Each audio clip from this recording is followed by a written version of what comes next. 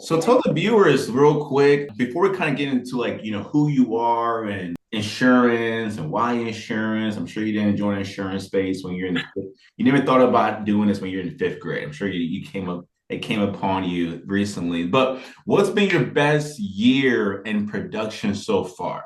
So my best year, and I will preface this. So I started when I first started insurance, I was very, very, very part-time. I just recently transitioned to officially full-time, and that was a little bit slower transition for me, which I don't know, if you have any part-time people on here, but that's kind of what my journey looked like. So this 2026 will actually be my first full-time year, but part-time as a single producer, it was 200,000 part-time.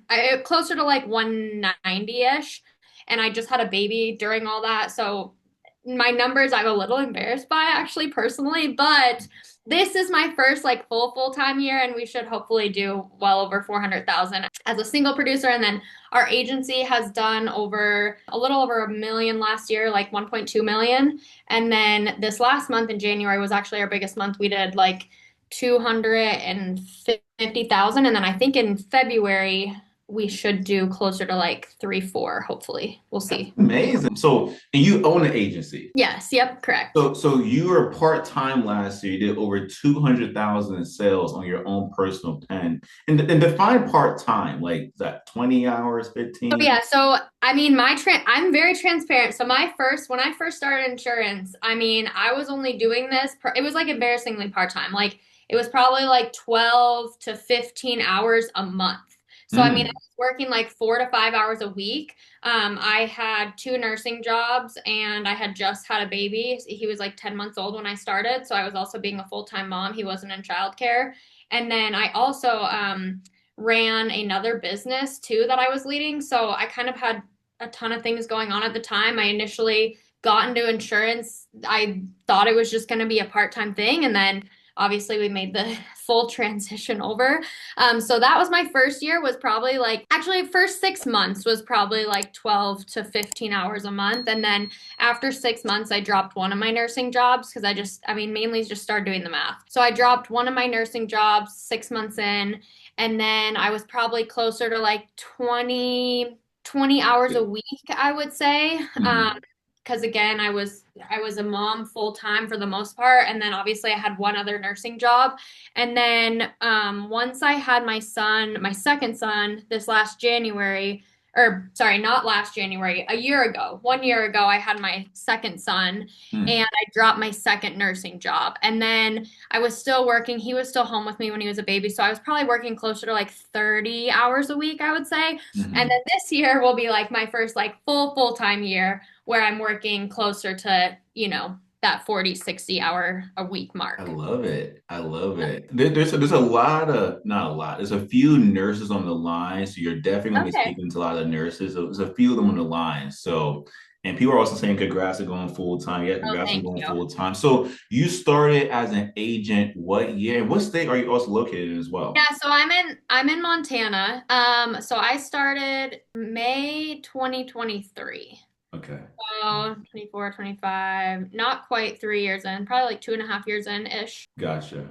So you're saying your first year was 2023, Yeah, May very 2023. part-time. You did how many sales then that year? I was probably making, I mean, I was probably profiting like 5 to 8 grand a month that Okay. first like 6 months, I would say. Just again, I mean, I was working embarrassingly part-time. Like, I mean, not even 12 hours a week. Like, I was probably working like 4 to 6 hours a week doing Yeah. insurance. I mean, but it doesn't sound like a lot, but it was like every crack that I wasn't doing something else or at my nursing job, I was working in insurance. So I don't know. I mean, if do you have some part-time people on here? A Would you little say? bit. A Okay. little bit, Well, I yeah. mean, I would say like if you are still a nurse, or like if you are somewhat part-time, like, and you're trying to make that transition to full-time, you really, really do want to utilize like every crack of time that you have. And it is a grind at first. Like, I mean, you're going to feel like you're working like two full-time jobs, three full-time jobs, but it's so worth it. Looking back, I probably would have made the transition sooner. I just had to take it slow, I guess. I mean, Yeah, I guess everything happens for a reason, but for sure. looking back, I probably would have switched over sooner. What made you want to join the insurance space? The day I graduated nursing school is the day I like started in like my entrepreneur journey. I was previously in like a network marketing company, Mm, and it was a health and financial education. So basically that's when I first learned about like IULs, life insurance, that kind of thing. But I was just referring all these people to other licensed agents, and I was kind of the time where I was like, I don't want to study. I don't want to take another test. Like I'm done with college. Like I just want to do my thing and work and get paid. And I happened to go to school with this guy who I went to school, went to college, did track with him in college, and he got into the insurance space. And it was just one of those things. I was just watching him on social media, him and one of our other buddies from college. And I watched them for no joke, like 4 years on social mm. media. And You were stalking him. I was. I was watching on social media forever. Like, I was just like, this is crazy, like what these guys are doing. And one of them reached out in 2020, and it was such a timing thing for me. Like, it just wasn't the right time. He showed us his bank accounts, like he's making this much. And I was just like, I just don't know if it's the right time. And then I had my first son, and I was working two nursing jobs, had the business that I was running. And then, I mean, really, I was just like sitting in my two-bedroom apartment, and I was like, this is not it. So, and I was super postpartum, and he just happened to reach out right at the right time. And I was to a point in my life where I was like, well, heck, what do I have to lose at this point? So then I flew out. There was like a convention going on like 2 weeks later. I actually flew out to convention before I got my license to see if it was something I wanted to do. And then once I went to convention, I was like, yeah, this is exactly like checks all the boxes. Took my test, and it's just been the biggest blessing ever since, for sure. Never, I don't think any of us probably like think someday we're going to be in insurance, but it's from my forever home. Like I definitely am here to stay for sure. And I So love that like I still get to help people just like a nurse, just in a different way. of course, yeah, it's transitioning. So talk to us about, okay, so last year you did 200,000 issue paid. Your agency did a 1 million Mhm. in sales in 1 year. Talk about the producing side, and then talk about like this year you're gonna do over 400,000 issue paid this year in your own personal plan. Like talk about your routine, how much you're spending a week on leads, and like your routine, and how much you're spending a week on leads.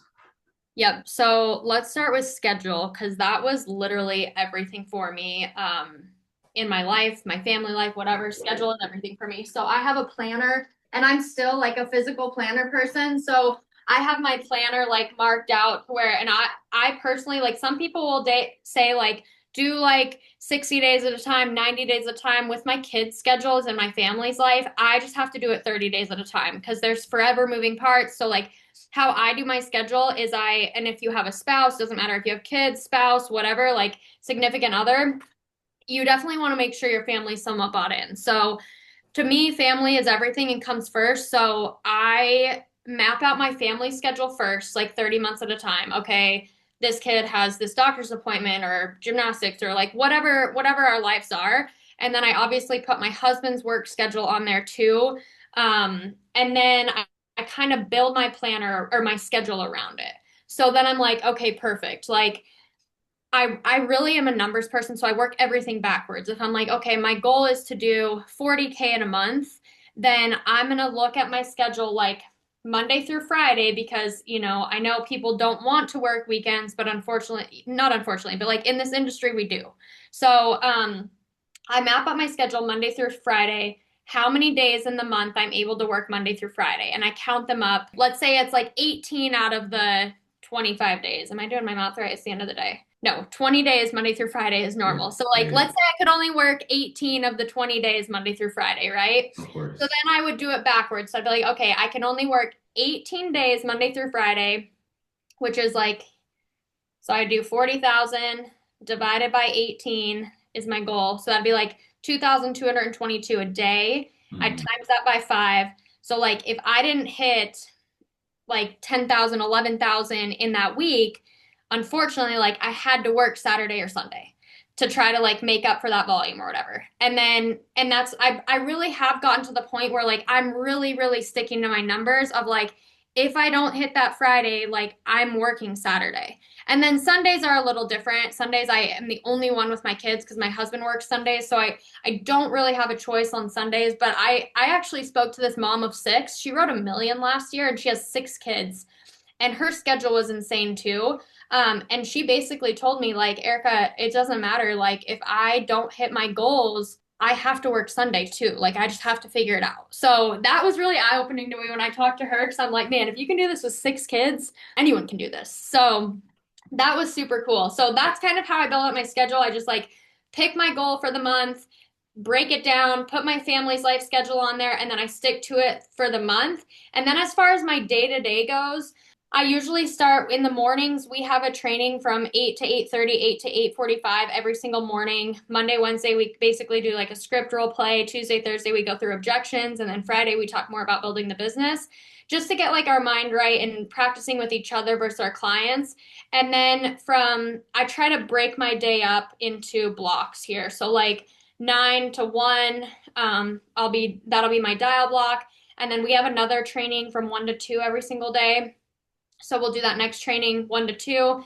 And I personally have found for myself stepping away from my computer. So I'll just get on the 1 to 2 p.m. training on my phone, and I'll step out of my office. I'll try to go outside, go on a walk, or like go get lunch, just completely stepping away from my computer so I can, because I will say that was one of the biggest things I had to get used to was I just wanted to like peel my eyeballs out sitting in front of a computer all day long.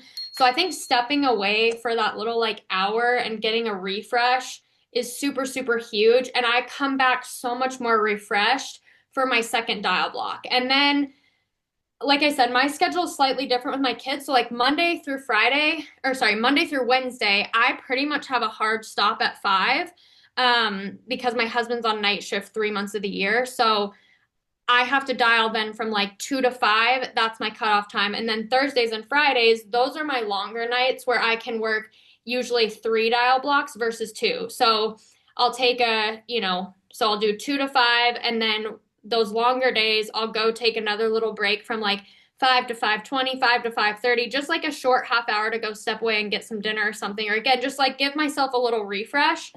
And then I'll do another third dial block on those longer days, like 5 to 8, 5 to 9, and working different time zones.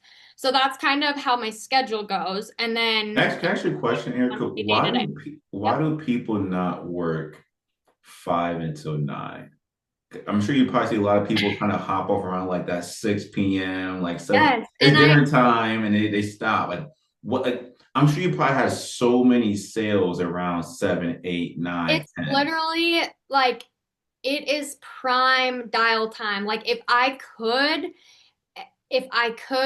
didn't have like I would do it every single day. If I could actually like, if that was a controllable for me, I would 100% that would be like one of my main dial blocks because people are home, people are off work, people are home, they're getting dinner, they're with their families, like they're, scrolling at night, like they're doing whatever. Those are and same with like Saturdays and Sundays, your working class, they are home during the day. So some of my best sales have happened those later times. And we have such a society that it's like people just think 9 to 5, 9 to 5, 9 to 5, and then like they check out mentally.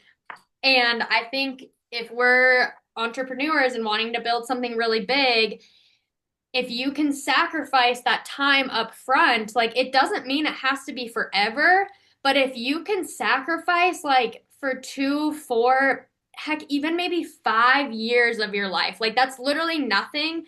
If you can sacrifice that time now, I heard a really, really good statistics the other week, and it was like, it hit me so hard. If you are working 1 extra hour in the morning and 1 extra hour at night, that no joke adds. So let's say 2 hours a day times, let's just say 5 days a week, even times 4, you're adding a whole week to your schedule. That's 40 extra hours in a month, which is a whole work week that you're getting ahead of someone who's not doing that. So Mm. even if you just do 1 extra hour at night or even 1 extra hour in the morning, you're a full work week ahead of someone else. And that's what's going to take someone from, let's say a 30K producer to a 40, 50, 60K producer is those extra. It's like no wonder why they're doing more than us or more than you or whoever. It's because they're getting an entire work week in just by adding 1 to 2 hours extra a day. Yeah, I So love that. that was really huge for me when that clicked. That was just a couple weeks ago. I heard that. I'm like, that is such a good analogy. Like, it doesn't have to be these huge long days. Like, just adding those extra 1 to 2 hours. I mean, that could make a difference between two, three, $5,000 of income for someone. I love that. That's so good. We'll get your cash app later. We'll cash app you for this Yeah. whole entire call. Oh, and then lead spend. Sorry, do you want me to touch on lead spend real But quick? before you touch on lead spend, actually, I want you to touch upon something that you probably think is even probably more important. Just like, what are your thoughts? Can you talk to that person that's on this call right now that's sitting here like, Erica, I've had some highs, but I'm Mm-hmm. in a low right now. Like, Mm-hmm. family is hitting me hard.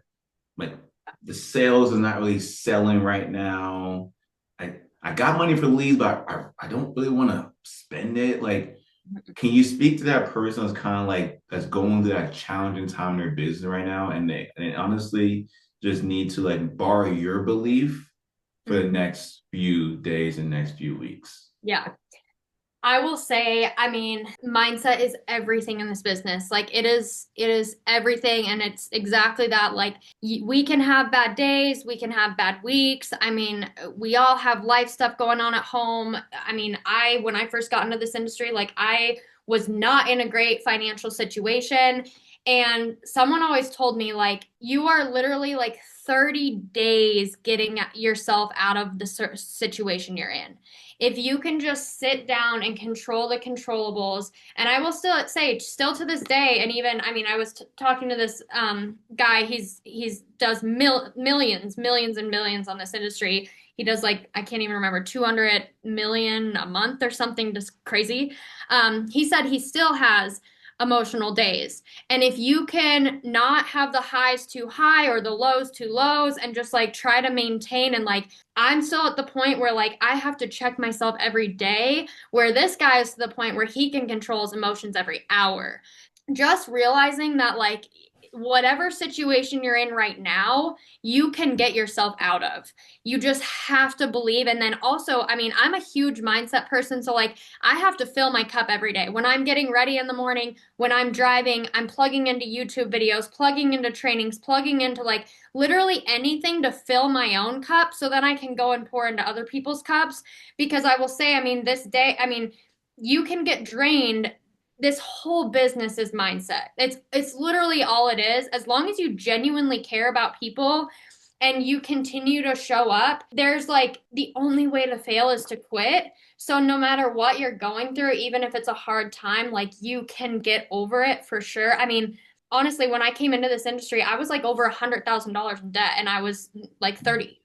So, I mean, you can get yourself out of like some crazy situations just by showing up and like putting in the work and just filling your own cup with your mindset and just yes, having belief in yourself, I think too is like just showing up with confidence and not necessarily, I mean, yes, kind of faking it till you make it of like, look, I'm here to serve these clients. I'm here to help them.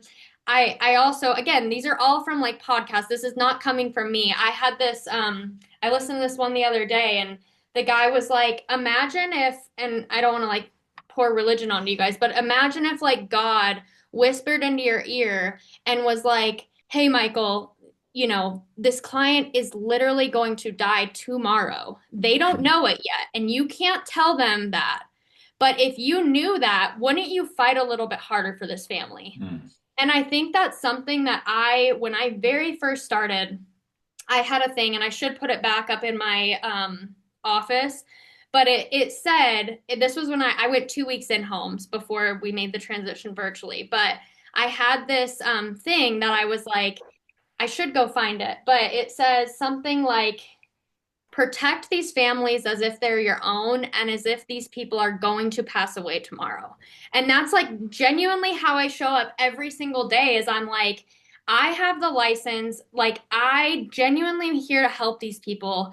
And just like, I mean, if we really knew that, like if we knew this mom of three kids or this dad who has a mom at home with four kids and doesn't work, like wouldn't we push a little bit harder for this family? So I think that's like one of the biggest things is like what we think we're going through is a bad day. You know, I used to be a pediatric trauma nurse before this. So I check myself with perspective all the time that there's like a little kid in a hospital bed, you know, fighting for their lives. And we're just like sad that we got hung up on and cussed out over a phone call. So I think just like checking yourself with perspective of like our bad day is like nothing compared to some people, what they're going through right now in their lives. That's good. That's so good. How many presentation or dials are you aiming for per day? Yeah, so my numbers have definitely increased. We're trying to increase our standards here. So right now we're trying to hit two of the three things. So either 500 dials a day, five full presentations, or two sales is kind of our standard.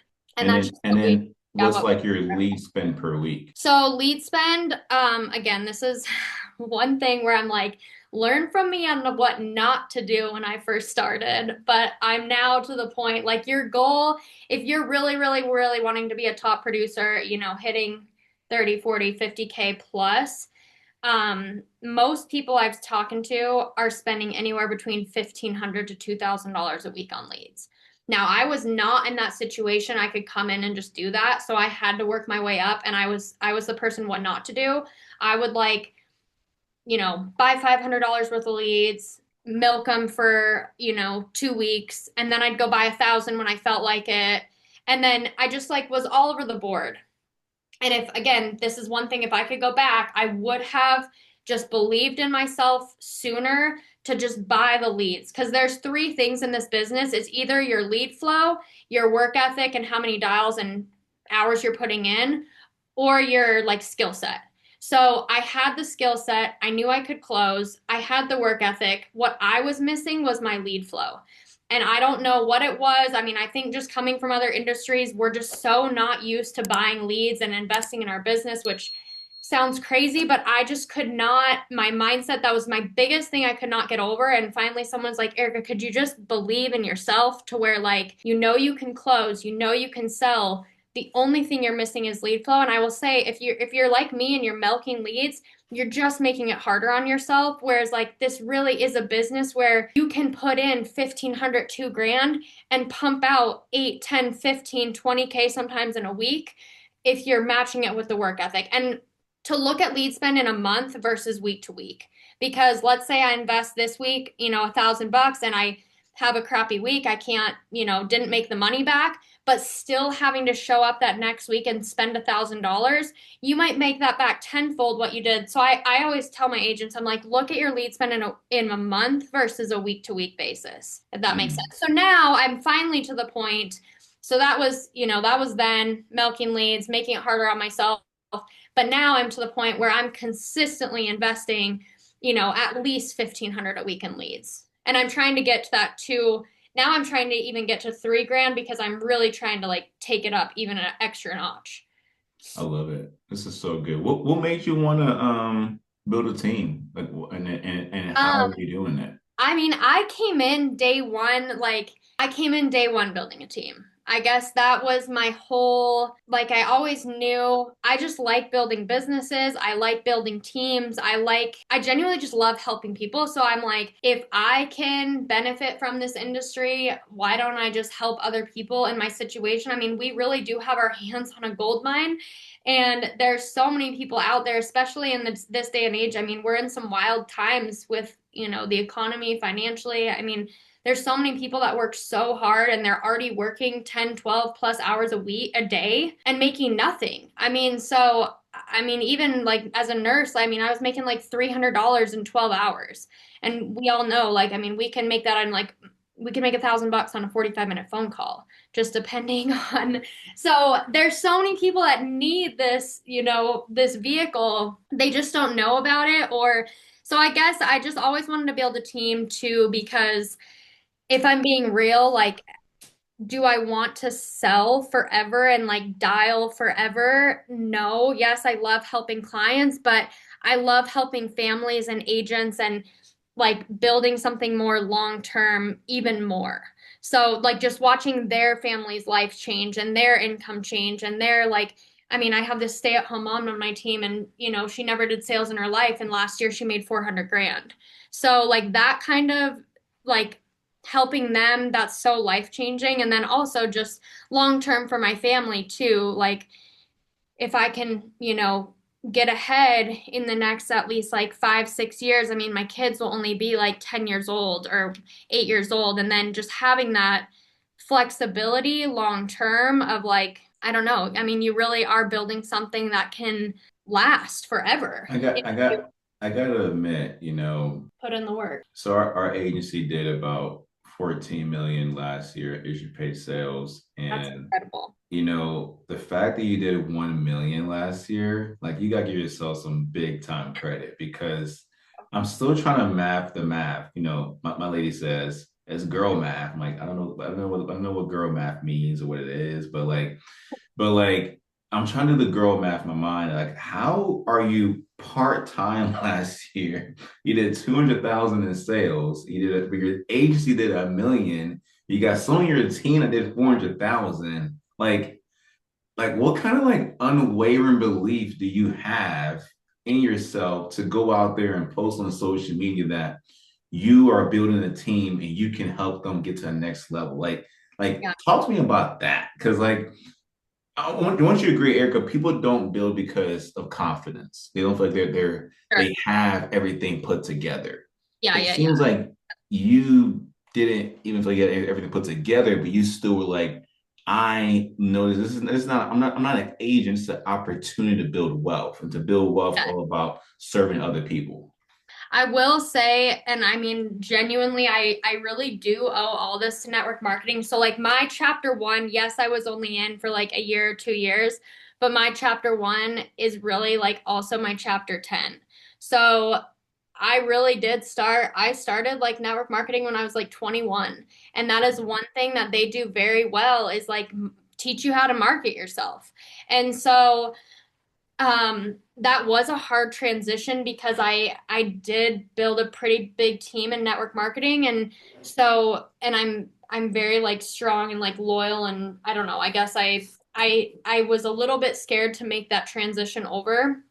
Um, but finally I just had to, I mean, I was just like, you know what? Like this is at the end of the day, I have to do what's best for my family. And that's what I did. And then so I already learned how to market myself on social media, but the reason why I decided to go public and I went public day one is because I was like, you know what? If I can share my journey transparently, and I think that's the biggest thing on social media too, is like you don't have to be perfect. You don't have to like, you genuinely do not have to have success yet, is just like putting yourself out there, where I was like, look, if one of my friends, one for this reason, if one of my friends, one of my family members needs life insurance, I want them to think of me before driving down to State Farm.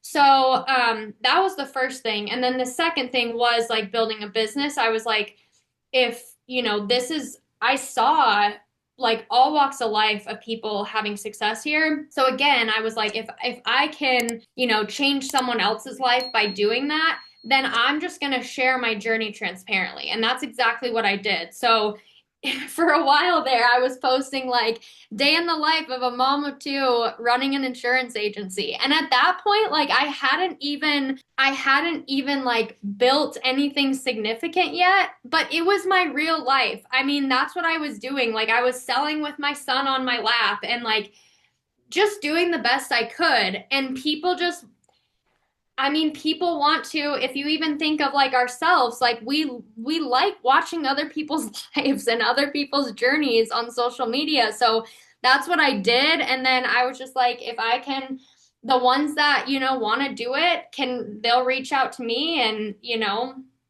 I don't really know. I think I've always wanted to build a business, always wanted to market myself. And then I also had to get over the point of like being cringe or like just not caring what other people think really because none of it like no one's actually thinking of you that deeply. And the ones that are judging you like they're definitely to say below you. Like people aren't judging that are like more successful than you. Mhm. And social media is a free tool. I mean, I highly, highly recommend if you're not on Instagram, if you're not on Facebook, like TikTok's a thing now that I'm trying to get used to. That's my thing that I'm probably like lacking at. But um, just posting your journey authentically and like, my journey could impact someone else's versus like Nadine's or whoever, her story could resonate with someone else. So I think just being transparent and vulnerable on social media is like the biggest thing and just being real. I That's what love that. people want real because a lot of this, social media posts and stuff like that, it's all like flash and fake and, so I think just if you're the realer you are, the more like vulnerable and open you are about your journey and just like you said, borrowing other people's beliefs and believing in yourself until you've actually accomplished it. Like faking it till you make it I almost. love it. I love it. Erica, you are coming in with some great information. I love it. Also, once again, thank you for even hopping this call.